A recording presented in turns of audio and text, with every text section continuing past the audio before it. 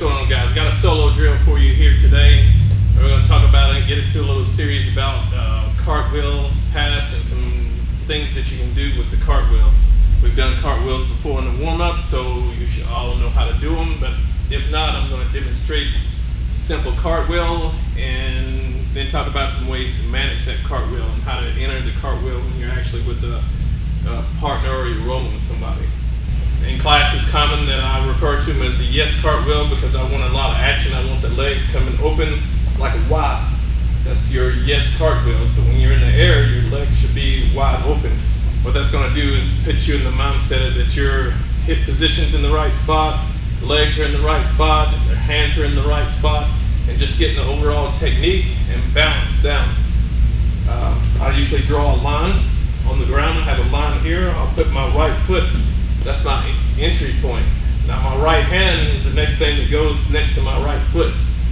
And I want my right hand to be as close as my right foot as possible. I don't want to start here and have my target way in here where I'm doing my cartwheel from, because I'm gonna have to bring my hips from here all the way over, and the balance is gonna be more difficult to maintain. So the closer I can get my hand to my foot, the more balance I'm gonna have, because my hips will rotate over faster. All right, so the initial entry, I'm here, and I'm setting my hand down right there. Make sure you're not bending your leg too much, because when you go down and you put your hand to the outside, you will knee yourself in the face. All right, so when you talk about line, I'm here, my knees pointing the same line, my hand comes down along the same line. My fingers aren't pointed forward, because it's gonna put your wrist in a bad position. I turn my wrist to the outside because I'm a little bit more stable. If I go anywhere and fall, it's in that direction, not to the outside. I put my hand down here, so I'm able to get my hips up. The next thing comes over is my hand. My other hand's gonna go here as closest to the next hand as possible.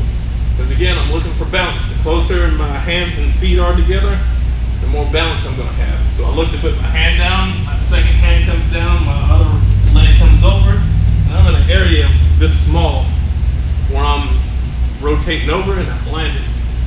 So we have 1, 2,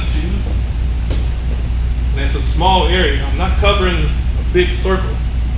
I'm not trying to do this, because that's why you wind up falling out here, because your hips have a longer distance to travel over the top. So I want to go a short distance.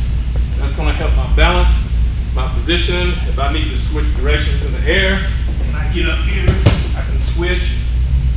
It's hard to go that way. It's easier to get in that direction.